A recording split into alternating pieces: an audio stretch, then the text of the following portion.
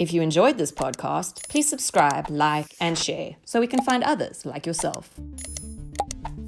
Welcome to the Bitcoin Basics podcast with your hosts, Faris and Gordon from CoinCompass.com, enabling you to safely buy and securely store your Bitcoins. All resources are in the show notes and description, including our disclaimer. Visit BitcoinBasicsPodcast.com to subscribe and discover other free content. Hello and welcome to another Bitcoin Basics podcast with your host, me, that's Gordon, and I've got Faris with me as well, who I'll introduce in just a second. Today is our third episode in the series of Bitcoin Begins. So if you haven't watched the first two, I'll link those in the show notes. And in our second episode, we looked at money, and particularly commodity money and fiat money, sort of this before we had Bitcoin. So if you haven't watched that, please watch that, because we actually went into sort of what is money and the properties of money and why we need money, and also the gold standard and the US dollar. So now we're up to perhaps one of the biggest question, and hopefully a question that you want answered if you're listening or watching to this. What is Bitcoin? Why a new money is needed? Faris, good luck. Thank you. So we're starting off with a simple but very difficult question to answer, which is what is Bitcoin? And there's a lot to, there's a huge trickle-down effect from Bitcoin. So the main thing to keep in mind is Bitcoin was designed as what's called peer-to-peer currency. Now, peer-to-peer just means one person to another. It's a tech term, and if you're sending money from one person to another, there is a bank involved usually. So that's a third party. So if I were to send money to Gordon, he's on the other side of the world, I'd have to get Western Union involved, a bank involved, something like that. Bitcoin bypassed that in that I can actually send Bitcoins directly to Gordon, from my phone to his phone, from my desktop to his desktop, basically using any digital platform. I can send Bitcoins directly to him. So Bitcoin was designed as a currency where you didn't need a third party. You don't have to open a bank account. You don't have to use any third party. It can just be directly from one to the other. That is one aspect of Bitcoin, is it's a currency. The other aspect is actually a store of value. We touched on this briefly in our previous episode. It's actually a way of just holding on to your funds long-term, holding on to an asset class long-term. A third component of Bitcoin, which we'll look at later when we explore the blockchain, is it's actually a new technology. It is, some people are labeling it the Internet 2.0. So when you say what is Bitcoin, it is many different things. It's a new currency, it's a new store of value, and it's potentially the foundations for a new internet. So how'd I do, Gordon? No, pretty good, mate. It's one of those things that has many layers. So once you describe a general definition of Bitcoin, then it's like, well, what is the technology? What is this? What is that? So good explanation. And I think sometimes it's very difficult to explain a completely new invention. A lot of people, what is the internet? Well, it's sort of fax version 2.0. And it's like, no, that doesn't really explain it. That's like saying, what is a car? It's horse 2.0. Not exactly a good analogy or an example. It's something completely new. And a lot of the buzzwords that we hear are stuff like gold 2.0, digital gold, internet of money. But they're buzzwords. They don't really explain what Bitcoin is. So in our next episode, we're actually going to look at the technology behind Bitcoin, which is called the blockchain. So we're going to avoid that now and more concentrate sort of on the economic and the fundamentals. And in our last episode, as Faris said, we looked at this thing called store of value. And so I think it would be good to go through some of the attributes or characteristics of money. And remember, money is not the same as currency. So Faris, if you don't mind, I'm just going to list some of the main characteristics of money that you'll find in pretty much every single economics textbook. And perhaps you can explain them and go through some examples. So the first one is scarcity. So is Bitcoin scarce? Oh, absolutely. And the thing about Bitcoin is that it is definitely scarce. We don't know how much gold there is in the world. We don't know how much silver. We can actually now fabricate diamonds to the point you can't tell if they're real or fake. With Bitcoin, it can't be counterfeit. We know how many are going to be created. That was 21 million were going to be created. Through human error, about between 5 and 7 million Bitcoins have been lost. So it was designed to be scarce from day one.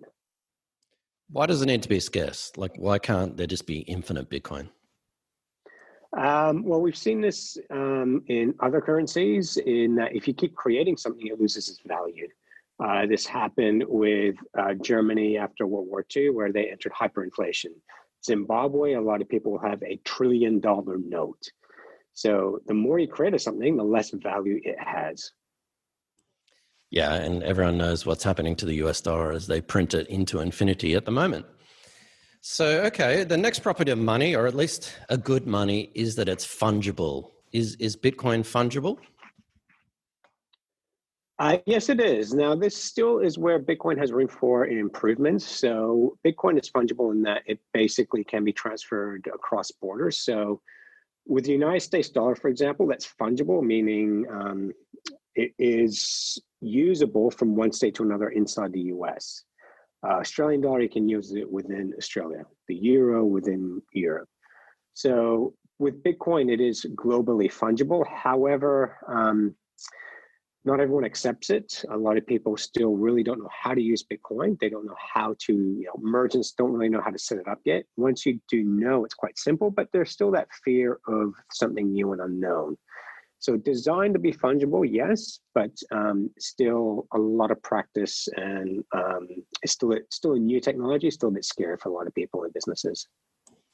Yeah, no, I think this is where the nuance comes in, and don't worry, I won't go through a rabbit hole, but I think there is a huge difference between the currency, the underlying asset, like the US dollar, and then the method of payment. So you may use PayPal, Visa, MasterCard in conjunction with the US dollar, but it's sort of the same with Bitcoin. Bitcoin, you sort of have Bitcoin, the technology, and then sort of above that, you have this sort of layer of payment. So you may not be able to use US dollar in a particular country, but you can certainly use Visa card, MasterCard or whatnot, which then converts in the US dollar. But I think the main point that you mentioned, Faris, was, it's not accepted everywhere yet. That may change, and especially if some of these big players like PayPal and Visa start to incorporate it. Okay, so looking at our next property of money, we'll look at this thing called divisibility or divisible. Now, in the past, we used, seashells and salt and grains of rice, and more recently, silver and gold coins. Bitcoin's obviously divisible, but could you compare the two between, say, commodity money and Bitcoin? Well, it's funny you say Bitcoin's obviously divisible, because the price still isn't obvious yet. There's still a lot of education out there telling people, hang on, you don't have to buy a whole Bitcoin. And we had this early on when we started educating people about Bitcoin. It was $1,000 a Bitcoin, and people thought I had to buy a whole Bitcoin. And as Bitcoin went up and up in price, people thought, I can't afford Bitcoin. It's at $10,000. So they don't understand, or simply don't know, that Bitcoin is divisible up to 8 decimal points. So whereas currencies today, the Australian dollar, $100 has 2 decimal points, or a dollar has 2 decimal points up to 99 cents. Whereas with Bitcoin, you have 8 decimal points. So if you were to say one Bitcoin would be worth 1 million US dollars, well, then those last 2 decimal points would be the equivalent of 99 cents. So this is one thing that we are continuously educating people on, is that Bitcoin is far more divisible than anything else out there. Because the 1/8 of a Bitcoin is called a Satoshi.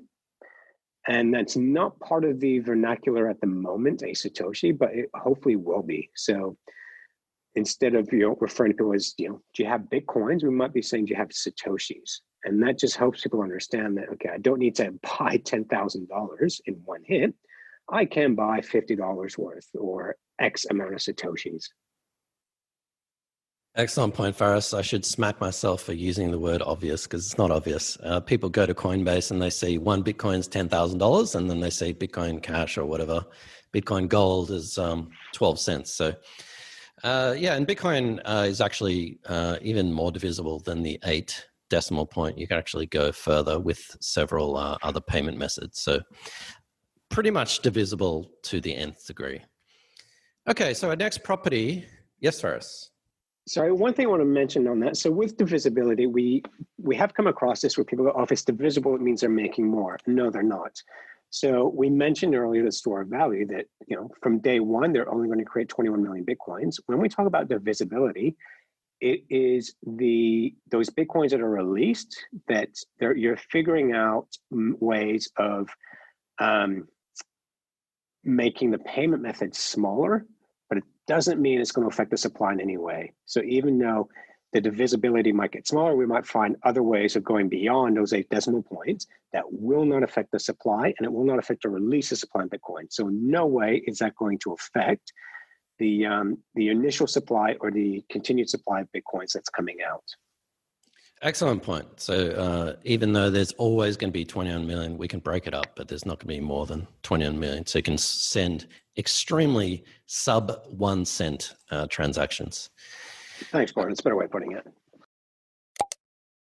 If you enjoyed this podcast, please subscribe, like, and share so we can find others like yourself. Our next property of money is durability. And obviously this goes back to perhaps the commodity monies, not so much paper-based money today like gold and before that. Fish and the cow that you want to sell me and the chicken and whatnot, not really that durable, but is that still relevant today given that most currency is digital anyway?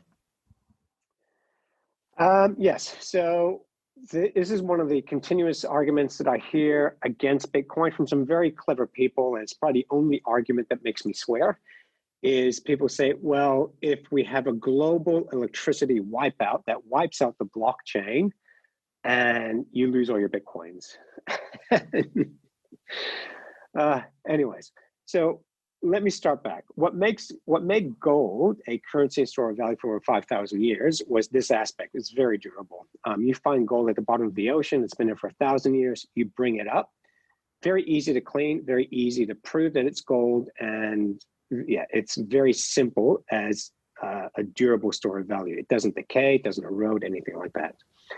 So with Bitcoin, the argument is that, well, it only exists electronically. I can't hold it, therefore it's not going to last. Now, if an electromagnetic pulse somehow wipes out every computer on the earth, how we pay for things is going to be the least of your problems. Even so, the blockchain is actually now on a satellite orbiting the planet. So we've actually found ways of doing that. Now, I mentioned gold has been used for 5,000 years. Now, what Bitcoin is basically a ledger. And a ledger is what? A series of recorded notes. Now, there are caves in Indonesia where early man made drawings on those caves 30,000 years ago. To me, that's proof that is recorded there. That's 30,000 years old. That was written down. We've done the same thing. We've written something and it is in an electronic ledger. And that ledger is now distributed around the world. It cannot be hacked and it cannot be reversed. It's at the point now where it is set. It's like a digital pyramid. You cannot undo it. So it is actually now the safest recorded transaction history ever known to man.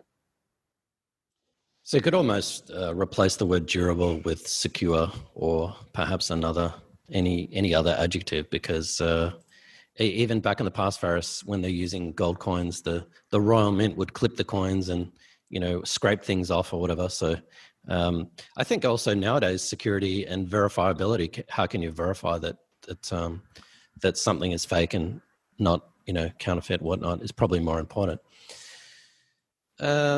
The next and last property of money, there are actually several properties of money, but this is the last main one, is something called transferability. Now, I think people may think that Bitcoin is obviously easier to transfer than, say, gold and silver and other commodity money.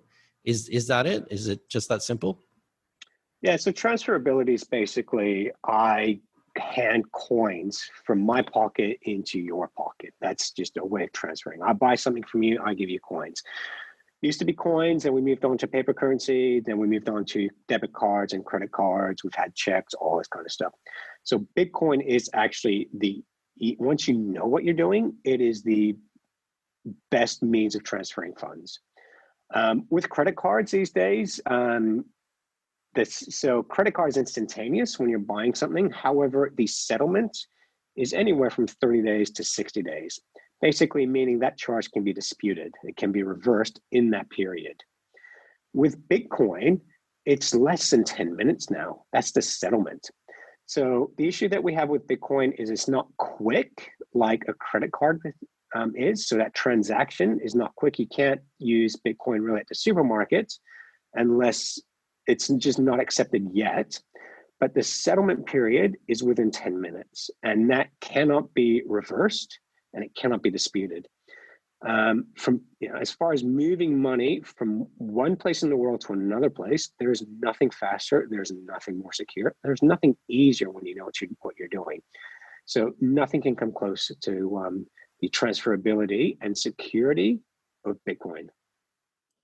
Good answer, Faris. And we've mentioned the Lightning Network several times. I'll link to our episodes of that in the description. But the Lightning Network, actually, you don't have to wait 10 minutes. It's pretty much instantaneous. But I think what Faris just said then can't be misunderstood, because a lot of people really just don't sort of understand that. They just concentrate on the method of payment. So Bitcoin, you pay within, say, 10 minutes. If you're really lucky, you might get your payment within 30 seconds or a minute, but sometimes you have to wait 10 minutes. And that's slow. It is slow compared to your Visa, MasterCard, or your bank. Absolutely. But what Faris says is the settlement is actually done within 10 minutes. So banks, and I used to work at a bank, they settle a lot of stuff overnight in batch processes that run 2 o'clock in the morning. Swift network, as Faris mentioned, Visa card, MasterCard, they settle within 30 or 60 days. Bitcoin is doing it within 10 minutes. So that is quite amazing. If you couple that quick settlement with a payment network that sort of sits on top of Bitcoin, like the Lightning Network, that's instantaneous, fantastic. So pretty much completely destroys all other currencies and money in terms of transferability. Okay, so Bitcoin's awesome. It's better than every other money. And I said money, not just currency. So I guess sort of we've touched on the basics of sort of what is Bitcoin.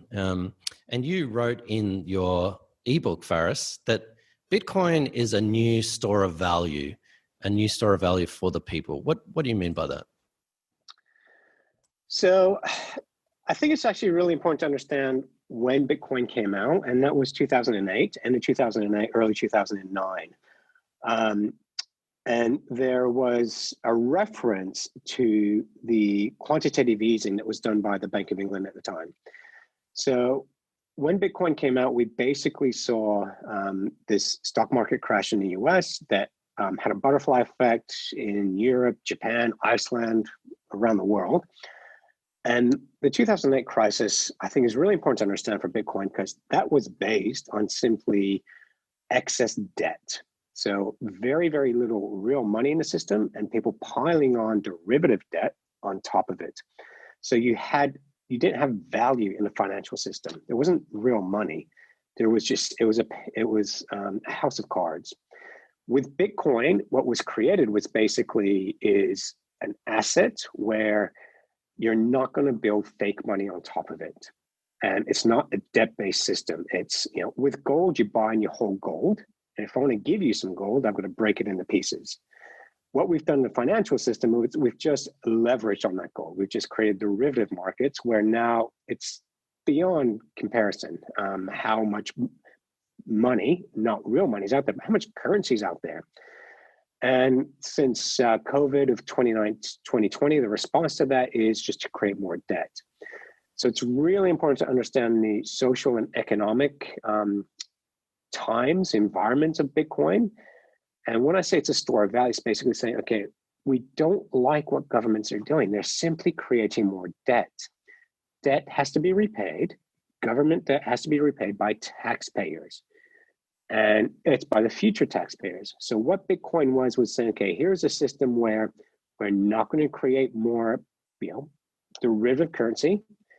This is actually set in stone how much Bitcoins we're going to create, and governments cannot impact this. So without going into the weeds too much, Bitcoin is actually created by the people who are involved in Bitcoin, and anyone can join Bitcoin. The Bitcoin blockchain, which we'll explain, you can go ahead and be a part of that. So with reserve bank currencies, national currencies, it's only a handful of people that make the decision that affect billions of lives. With Bitcoin, it's the people that are affected by Bitcoin, the people involved in Bitcoin, they make the decision, and it has to be a 51% vote.